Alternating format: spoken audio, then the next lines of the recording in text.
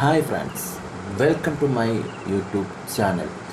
ഇന്ന് ഞാൻ നിങ്ങളുടെ മുമ്പിൽ കൊണ്ടുവരുന്നത് വലിയ മുഖവരയൊന്നും ആവശ്യമില്ലാത്തൊരു കാര്യമാണ്. മറ്റൊന്നുമല്ല, നമ്മുടെ പ്രിയപ്പെട്ട അബ്ദുറഹീമിൻ്റെ ഒരു ഞെട്ടിക്കുന്ന ഒരു ഇൻ്റർവ്യൂ ദൃശ്യങ്ങളാണ് കേട്ടോ. എങ്ങനെ അദ്ദേഹം ഒരു കൊലയാളിയായി, കൊലപാതകമാണോ അല്ലെങ്കിൽ കയ്യബദ്ധം പറ്റിയതാണോ, എന്താണ് ഈ വിഷയത്തെക്കുറിച്ച് അബ്ദുറഹീം തന്നെ നിങ്ങളോട് മനസ്സ് തുറന്ന് സംസാരിക്കുന്ന ഒരു ഇൻ്റർവ്യൂവിൻ്റെ വിശദമായ ക്ലിപ്പുകളാണ് ഞാൻ നിങ്ങൾക്ക് കാണിച്ചു തരുന്നത്. ഈ വീഡിയോ നിങ്ങൾ കണ്ടിട്ട് പറയണം, അബ്ദുറഹീം കൊലയാളിയാണോ അതോ കയ്യബദ്ധം സംഭവിച്ചതാണോ എന്താണെന്നുള്ളത്. പല ആളുകളും പറയുന്നുണ്ട് അബ്ദുറഹീമിനെ രക്ഷിച്ചതും അബ്ദുറഹീമിനെ നാട്ടിൽ കൊണ്ടുവന്നതൊക്കെ ഒരു കൊലയാളിയെയല്ലേ നിങ്ങൾ രക്ഷിച്ചതെന്നും പറഞ്ഞ് പല വ്യക്തികളും നമ്മളെ പരിഹസിക്കുന്നവരുണ്ട്. ആ പരിഹസിക്കുന്നവരുടെ മുമ്പിലേക്കാണ് അബ്ദുറഹീമിൻ്റെ ഈ മാസ് എക്സ്ക്ലൂസീവ് ഇൻ്റർവ്യൂ ഞാനിതാ നിങ്ങൾക്ക് കാണിച്ചു തരാം. ഈ ഇൻ്റർവ്യൂ 2 പാർട്ടായിട്ടാണ് ഞാൻ കൊടുക്കുക. ആദ്യത്തെ പാർട്ടും രണ്ടാമത്തെ പാർട്ടും ഞാൻ ഇന്ന് തന്നെ അപ്ലോഡ് ചെയ്യും. ദയവായി നിങ്ങൾ കണ്ടിട്ട് അബ്ദുറഹീം കൊലയാളിയാണോ കുറ്റവാളിയാണോ, അബ്ദുറഹീമിന് നീതി വേണോ എന്നുള്ള കാര്യം നിങ്ങൾ കമൻറ്റ് ചെയ്യണം. ഓക്കെ, അപ്പോൾ നമുക്ക് ഇൻ്റർവ്യൂ കാണാം. Okay, bye guys. മലയാളികളെ ഒരുപാട് സ്വപ്നമായിട്ടാണ് കയറി പോയത്. ആ സ്വപ്നമെല്ലാം അണഞ്ഞു. 20 വർഷത്തെ ഒരു ജയിൽ ജീവിതമാണ്. ഏതെങ്കിലും തരത്തിലുള്ള പ്രതീക്ഷ ഉണ്ടായിരുന്നോ? പ്രതീക്ഷ വളരെ കുറവായിരുന്നു തുടക്കത്തിലെല്ലാം. അവസാന ഘട്ടത്തിലാണ് ഒരു പ്രതീക്ഷ കിട്ടിയത്.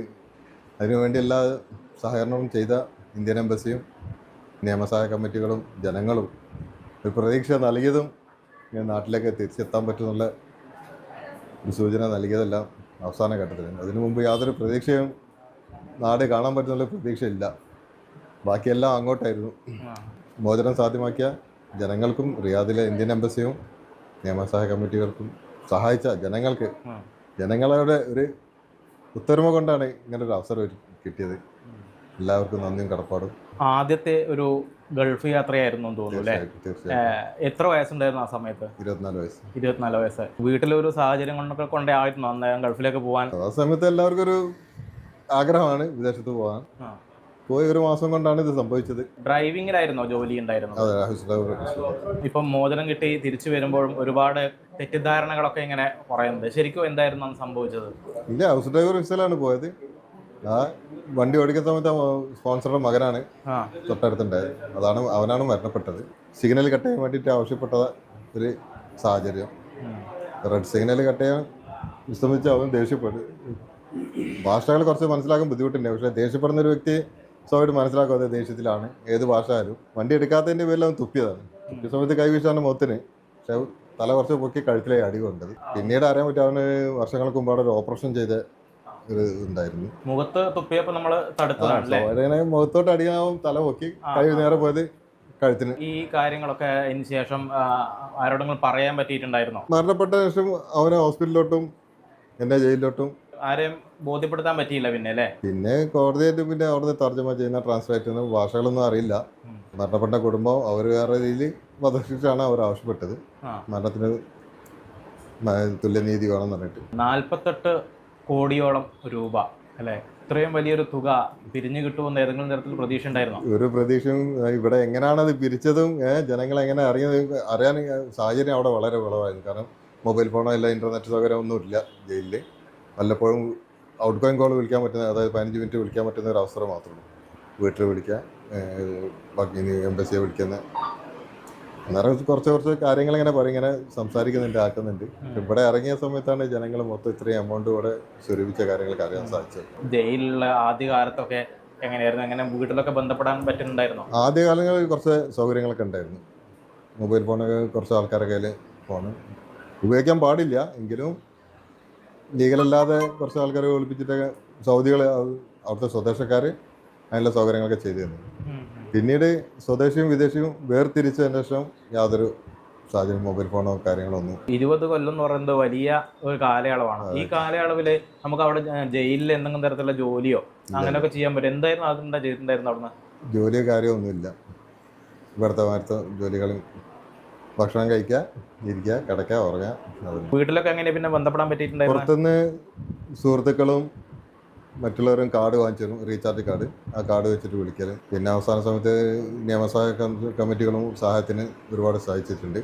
പിന്നെ ജയിലിൽ നിന്നും പരിചയപ്പെട്ട ആൾക്കാർ പുറത്തു പോയിട്ട് അവരും ഒരുപാട് സഹായങ്ങൾ ചെയ്ത്, നേരിൽ കാണാത്ത ഒരുപാട് ആൾക്കാർ, വേറെ വേറെ ജില്ലക്കാരും വേറെ ദേശക്കാരും ജയിലിൽ വന്ന് പുറത്തിറങ്ങിയിട്ട് അവർ പുറത്തുനിന്ന് സഹായം ചെയ്തു. കാരണം അതിനുള്ളിലെ അവസ്ഥ കണ്ട് മനസ്സിലാക്കിയ വ്യക്തികൾ 6 മാസം 1 വർഷം കിടന്നവരുണ്ട് മലയാളികളായിട്ട്.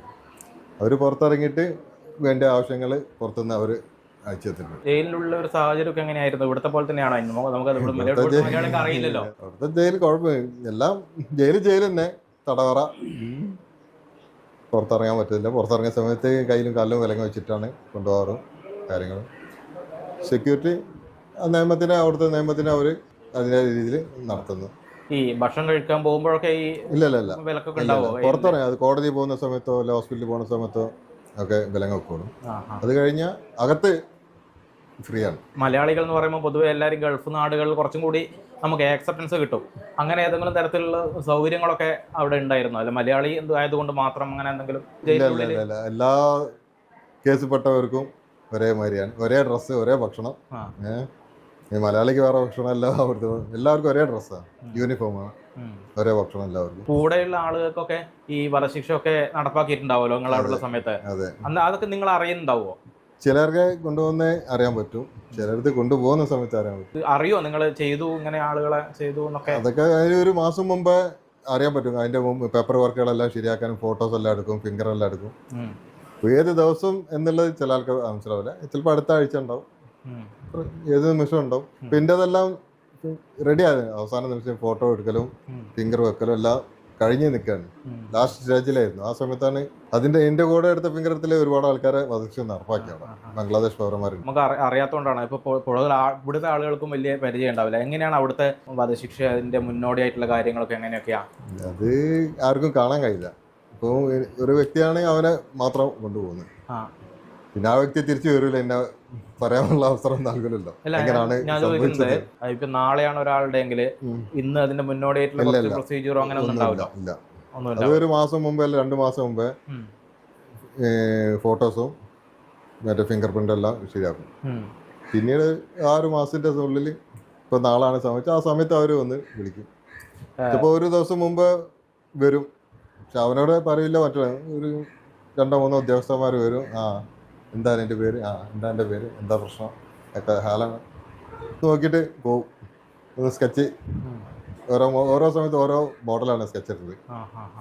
ആ സമയമാകുമ്പോൾ ഒന്ന് വിളിക്കും. ചിലപ്പോൾ വന്ന് വിളിക്കും ഡോറിലോട്ട്, അല്ലെങ്കിൽ അകത്ത് വന്നിട്ട് എടുത്തോണ്ട് പോകും. ഈ വധശ്രമ കേസിൽ കുറച്ചുകൂടി സ്ട്രിക്റ്റ് ആണോ അവിടെ കാര്യങ്ങൾ?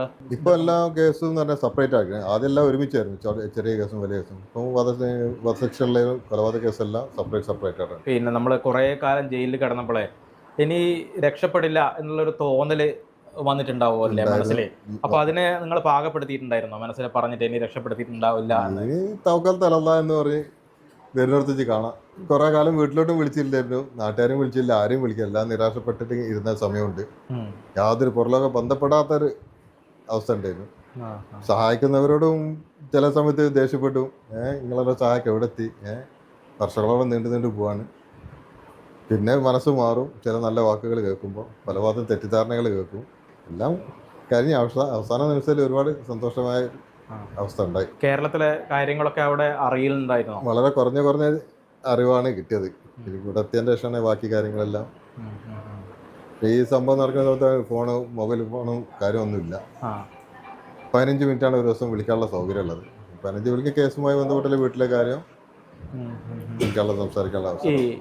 എങ്ങനെയാണ് ഇത് പിന്നെ ഇത്രയും വലിയൊരു തുക പിരിക്കുന്നുണ്ട് എന്നൊക്കെ നിങ്ങൾ അറിയുന്നത് എങ്ങനെയാ? പിന്നീടാണ് എംബസിയുടെ ഉദ്യോഗസ്ഥരും യൂസുഫ് കാക്കഞ്ചേരി അദ്ദേഹം ജയിലിൽ വന്ന് സന്ദർശിച്ചു ഇരുന്ന സമയത്താണ് ഇങ്ങനെ കാര്യങ്ങളെല്ലാം കൂടുതൽ അറിയുന്നത്. ആ സമയത്ത് പ്രതീക്ഷ ഉണ്ടായിരുന്നോ കിട്ടുമായിരിക്കും, പൈസ കിട്ടുമായിരിക്കും, റെഡി ആവുന്നില്ല?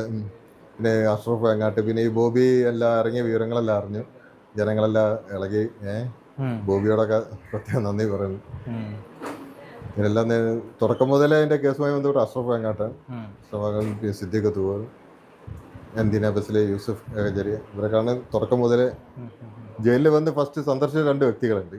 ഷക്കീബ് കൊളക്കാടനും നജീം കൊച്ചുകളും. അവരാണ് പുറത്ത് സ്പ്രെഡ് ചെയ്യുന്നത്. ആദ്യമായി ജയിലിൽ വന്ന 2 മലയാളികൾ ജയിലിൽ ഒരു വർഷത്തിൻ്റെ ശേഷം. വേറെ അത്ര പബ്ലിക് അറിയില്ല ഇങ്ങനെ 2 വ്യക്തികൾ ജയിലിൽ കിടക്കുന്നുണ്ട്. ഒരു പെരുന്നാൾ ദിവസം അവരെ വന്ന് ഈ ഷക്കീബ് മലയാള ന്യൂസിന് റിയാദിലുള്ള നജീം കൊച്ചുങ്കലങ്ങൾ അതിനുശേഷമാണ് നിങ്ങൾ ജയിലിൽ കിടക്കുന്ന പുറത്തറിയുന്നത് അല്ലേ? പുറത്ത് അറിയുന്ന ഇങ്ങനെ